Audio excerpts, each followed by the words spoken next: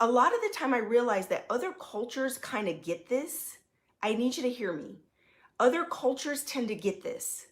And when I say other cultures, I'm talking about white culture, Indian culture. I'm talking about other cultures other than African Americans. And a lot of the time what happens is you're mistaking the playboy for a husband, and you're trying to marry a playboy instead of marrying a husband. And that's a lot of women don't realize this. A lot of women don't realize this. And this is why you continue to have such horrible dating experiences, because you could be sitting there ignoring the husband material, ignoring the man that is already put you in his forever category. A man will sleep with you, hang out with you, Netflix and chill with you, and you are not his type at all, but he enjoys the sex, he enjoys your company, he enjoys the fun. And now as a woman, you've put this type of man into the husband material. They looked at the playboy and said, he just wasn't the one, he wasn't faithful, he wasn't ready to settle down. But Rebecca, as a matchmaker, I want you to find me the man who looks like Mr. Playboy, who wants to be loyal and faithful to me and committed to me, and find me my husband, but I want him to look like Mr. Playboy and act like Mr. Playboy. And that's when I stopped matchmaking.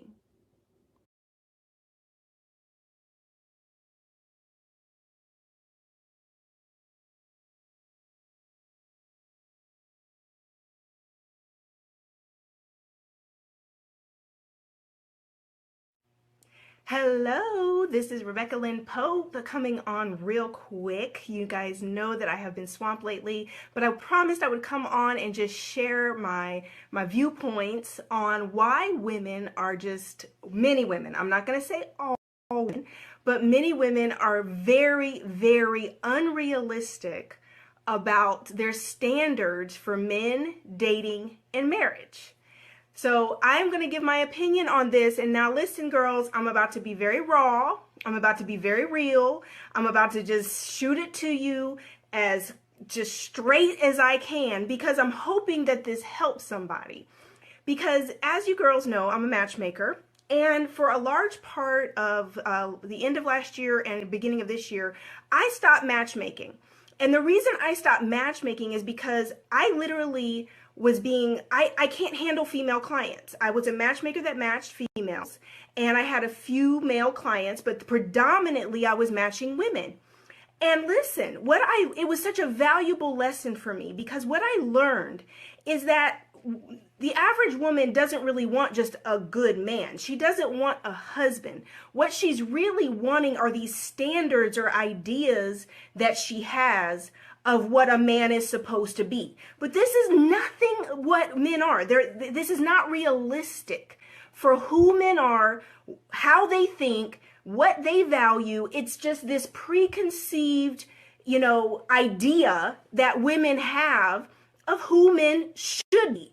But this is not reality, okay? So literally, the standards here that I see consistently in women that stay single, do not get married, and the difference between women and wives is understanding, one, that men are not women.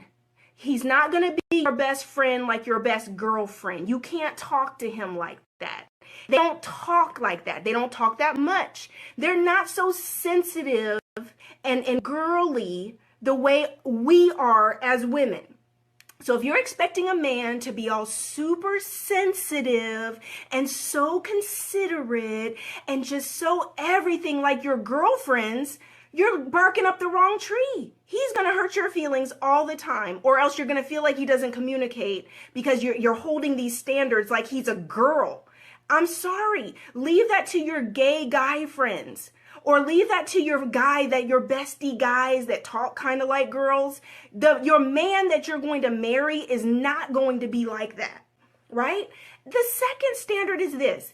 You're comparing good men to, I can't say this, F-boys. I'm just going to say it. You're comparing good men to the men that you've experienced previously who were not ready to be husbands, that you were just dating, messing around with. I mean, literally, there's a distinct difference between marriage material, men who are ready to be husbands, and these F-boys that you've been messing around with in and out of these situationships with for years. And so now you have this standard for a man and a husband based on these dudes that have just been playboys, fun, boy toys, whatever you want to call it, girls, okay? You can call it whatever you want.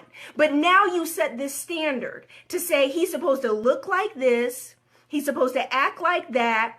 Oh, you know what? He's too corny. He likes me too much. He texts me too much. Yeah, because the men that you were messing with, you weren't even the only one. They don't text you right back. They don't call you right back because they have 8 more just like you. So a man comes along that is crazy about you and is interested in you, and I'm sorry to say, you have friend zoned the men that really you're compatible with, the men that would make a wonderful husband. A lot of you have friend zoned the good dude who's ready to be a husband and a father and give you some pretty babies. Because the other thing is men do not look like us. Let me be clear about this. We are the fairer sex. God created us to be beautiful, not men.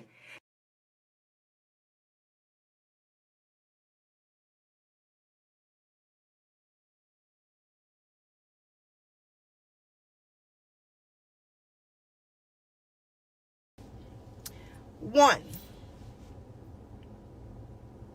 I have gotten in trouble before for saying black women who want to exclusively marry black men, we are in the middle of a crisis. Black men are in crisis. And anybody who denies that black men are in crisis is ignoring the data, the science, the research, the statistics.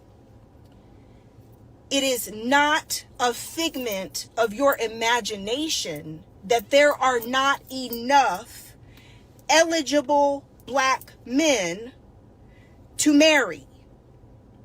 You are not imagining that. It is real. By the time, and like I said, I'm going to take my time with this. By the time you take that black people are only 11% of the population, black men being half of that 11%, by the time you remove the gay men, by the time you remove the mass incarceration, that when you see the populations of these prisons, and it is predominantly black men that are, these prisons are full of black men, full, at an exponential rate compared to our percentage of society. We're only 11% of the population, but the prisons are full of black men. You take out the men who are already married. You take out the men who are on the down low, gay, pretending to be straight, but ain't never going to marry a woman. Or if they do, they're bearding, faking, fronting, whatever. Inside of the still group of eligible black men in the dating pool, you still now, under heterosexual black men who are not married and who are not gay and who are not in prison, are still going to be your gold tooth, pants sagging dudes who have 0 sense. That's still inside of that number. Black men have come at me when I say there's not enough eligible men, and they push back at me. But one of the things I've realized about good black men is that you don't realize that, first of all, there's not a gazillion more like you. I've noticed this even with my husband. There's a lack of awareness around what is eligible and the availability of black men. My husband thinks so many men are just like him, that there's just really a bunch of Carrie Popes running around that are solid, hard-working, intelligent marriage material, mature, grown men who want to be responsible and want to build a family. And I'm like, Carrie Pope, no. So ladies, by the time you take out the rappers, the gold teeth, the sagging pants, the young ones who just ain't even ready for marriage, now you got a whole other demographic of black men who have sworn off black women, whole movements created to completely giving up on black women. Completely. That black women are not marriage material and that black women are not wife material. Not all of black men, but there's a percentage of black men who feel that way. And all these daggone gender wars on social media and all the men who are beefing in, they've been hurt by 2 black women in their life and now they're writing off all black women. And black women don't do that. Black women been dogged by black men, drugged by black men, completely ran over and heartbroken by black men, but still don't give up on black men. Black men, on the other hand, whole demographic of black men just giving up on black women. There are Facebook groups of black men who are dedicated to hurting black men who want to blame black women for all their problems, as if a white woman or a Latino woman, somebody who don't want you, by the way, are going to deal with your shenanigans and craziness because they got even higher standards. Because their culture raises them to have higher standards than black women. So you got to step up in order to even date a white or other woman, because their culture teaches them to marry into financial security for a man to be a provider and protector. It's in their culture. So I'm in the gym the other morning. I'm on the treadmill. Black men working out all around. I look, I'm paying attention. A good third to half the black men I see in the gym are gay. Ladies, and that's not my imagination. Everywhere I look, it is gay black men. It doesn't matter why. We can talk about why. You can go into all the whys, ladies. It doesn't matter.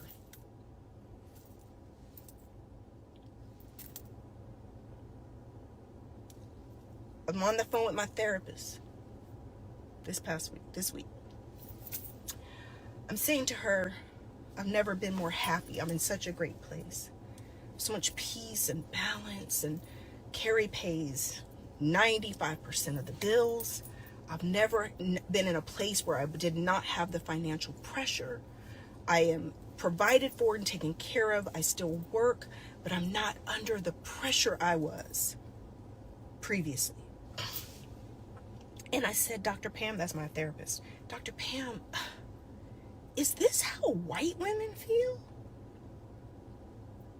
When a man is paying all the bills? I've never been here before. I'm just being honest with y'all. I've been 50-50. I've done my part. I've done more than my part. Y'all have been in course with me. I've been honest. I've paid 90% of the bills. I've been paying all the bills at times in different marriages. I've been in all the different situations. It's the first time in my life that a man is taking care of me. Thank you, Carrie Anthony Pope. But I said, this is the reality for a lot of other women. This is the reality for a lot of Latin women, a lot of white women. This is what it feels like to not have the financial burdens of a household on you. Right now, I'm at my best. I don't wake up stressed. I'm able to lean into my feminine. I am cooking and healthy and watching, monitoring the things in the family, helping to take care of Carrie with his health and his food, and I'm ease and flow, and things are just so amazing. And I began to think, and my therapist said to me, she says, Rebecca, you are experiencing something that very few Black women will ever experience. You are experiencing what very few Black women will ever experience. This is from my therapist. My therapist is in her 50s. She's been a therapist for over 30 years. She is so experienced, so wisdom, knowledge, woman of God. She's amazing. And if you reverse engineer what she's saying, ladies, she's saying to you what I'm saying. If you are a Black woman and you want to be married and you want to lean into your feminine and you want to be more provided for, not to say you don't work, you guys know how hard I work. My money is now going into investments. My money is able to go into savings. We're able to do so much more with my money if Carrie's paid 95% of the bills. It's a partnership. But if you are a Black woman right now, you watch this video on YouTube and you decide that I really do want to be married, Rebecca. One, this is what I said the other night in class. Please pray and open your heart to ask God to help you go beyond dating Black men.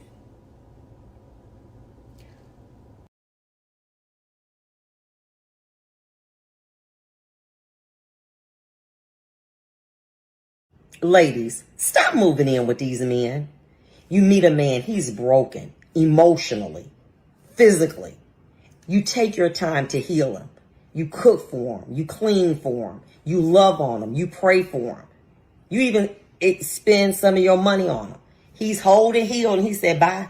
You have nothing to show for it. To all the men out there who seemingly have like some type of issue with single mothers, usually it's Black men, because Black men are the only ones who seem to have a difficult time with, caring for someone other than themselves. And a lot of times they don't have the resources to be able to take care of their own damn children. So why in the world would they take care of another man's? One guy said he likes to sit there and watch women make mistakes with other men because, women choose poorly. And I was thinking to myself, what a way to not take accountability and to show the world that you lack leadership skills. You are part of the problem, sir. Why haven't you tried to lead any of the women inside of your community? Black men blame Black women for damn Hurricane Katrina. Then you wonder why we're walking around here wanting to control everything. If we are going to take responsibility and accountability for the brokenness of the Black community, then we have to start taking control. No wonder you can't get no women to submit to you, sir. You in your feminine energy. She did it. It wasn't me. It's the Black single mothers who were abandoned with a child. They're the reason why the community is the way that it is. Did it ever occur to you, boneheads, that you look at your male counterparts and high-five them for abandoning women with children, and then you turn around and criticize these same women for taking responsibility and actually raising their kids instead of walking out of their kids' lives? Y'all are stupid. The only one that's really having this conversation amongst themselves is Black men. Because Black men, generally speaking, are at the bottom of the totem pole. The Black man here does not want to be competitive in this world. He wants to be underneath every other race of people on earth, because every other race of people here on earth, they take care of business, they take care of their households, and they take care of their kids. They're the head of the household. But in his world, he wants to be 50-50 or even less than a woman. And that's part of the reason why he says a Black woman is too masculine, because he's too feminine. We try to act like the way sisters treat us doesn't have a history. The way sisters treat us, keep that in mind. That's what he said. That we are not at least partly responsible for. And yes, I agree. As men, we are responsible for these dysfunctional women. But at the same time, these women say, or they want to be looked at as adults. And what actual adults do is we evolve and grow and we change our behavior. So are you ladies going to change your dysfunctional behavior, or are you going to stay the same? That's the question. Let's be honest. The black woman has had to hold down the black house by herself. She did not have to hold down the house by herself because she chose to have babies by random dudes that didn't marry her. So this is a choice. She wasn't forced to be independent. She wasn't forced to hold down no house. You, ladies, decide to have fatherless babies, and now you want to play victim when the loser you had a baby with ain't around no more. This is a choice. Although imperfectly, she's had to do it by herself since the mass incarceration of black males began in the 1970s. So when his sister says, I don't need a man, because she couldn't find one strong enough to hold her down. Or when you meet a woman and you say, sister, I'm strong enough to be your man. You ain't got to work, or you ain't got to pay the bills, or whatever. Pull back. I got you. And she can't do it because all the other men before you. And she can't do it because all the other men before you. And she can't do it because all the other men before you who disappointed her. All the men before you disappointed her. One thing I don't understand about women versus the rest of the entire world, whether it's an animal, whether it's a rock, things evolve. People evolve. Animals evolve. Amoebas evolve. An example of evolution. Do you know polar bears actually weren't white at first? They evolved. So now they won't die of starvation because being the same color as the snow helps them hunt better. Evolution. But for some reason, women are the only entities on the planet that don't evolve. They just keep doing the same stupid crap over and over and over and over again. When he said, after disappointment after disappointment, why is it that women are the only people that get worse after disappointments? Do you realize sports, every sport is literally built off of disappointments and failures? You don't win the Super Bowl. You miss the game-winning shot. You don't make the playoffs. You don't make a touchdown. Do you know how happy players are when they simply get a first down when they catch the ball? A first down. They still failed because they did not make it in the end zone, but they're still happy because they progressed. They evolved. So the rest of the world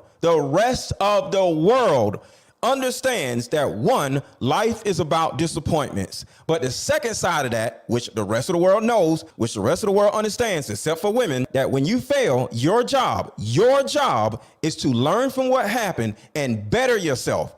Women don't do that. They just continue to get worse and worse and worse while the rest of the world gets better and better and better. That part is sad. And yes, I agree. As men, we are responsible for these dysfunctional women. But at the same time, these women say, or they want to be looked at as adults. And what actual adults do is we evolve and grow and we change our behavior. So are you ladies going to change your dysfunctional behavior, or are you going to stay the same? That's the question. I guess we just got to deal with y'all being dysfunctional, right? The 1970s, that's the reason why we're dysfunctional. This is sad. And even though I understand what Dr. Umar Johnson is saying, it's still destructive because it gives women a feeling of, see, it's not my fault. So I can continue to just jump around and run around like gremlins, tearing up the city and having fatherless babies. Because that's really what it is.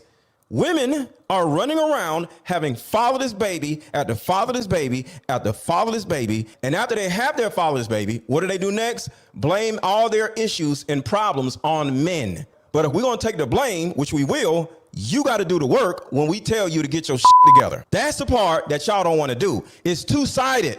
Yes, it's our fault, but it's your fault for staying the same way while the rest of the world is evolving. So when you hear in this video what Dr. Umar is saying, what he's actually doing, which is destructive, is giving already dysfunctional and masculine women an excuse to continue being dysfunctional and masculine. Now, if you can't find a good man and you can't depend on a good man, I understand, because a lot of men out here are trash. But no matter what is going on around you, you can't show up like trash just because men are treating you like trash. Because if you're trash, you can't get mad at men being trash. When is somebody going to wake up and say, I'm going to do better? It gives dysfunctional masculine women the right to be dysfunctional and masculine. And you saying dysfunctional masculine women are going to run around complaining it ain't no good men out here. You ain't no good woman. And you just admitted it, how you floating around the video like, ooh, see, this is why we're dysfunctional masculine. But are you going to get therapy so you won't be dysfunctional masculine? The answer is no. That's the problem. Even though I totally agree that it is our fault, one thing I'm not going to do is excuse you for being dysfunctional masculine. Get your ass some therapy or stay away from us. Danielle, it's women like you, baby. It is women like you.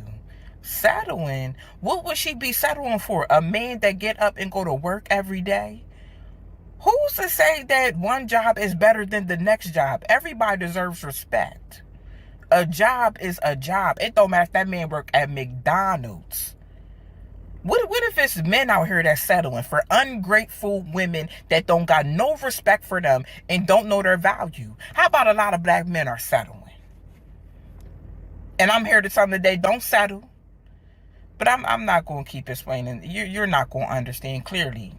You a grown woman. If you don't understand by now, I don't know what to tell you, but I'm going to pray for you. I said what I said. And my name is Shalakemia.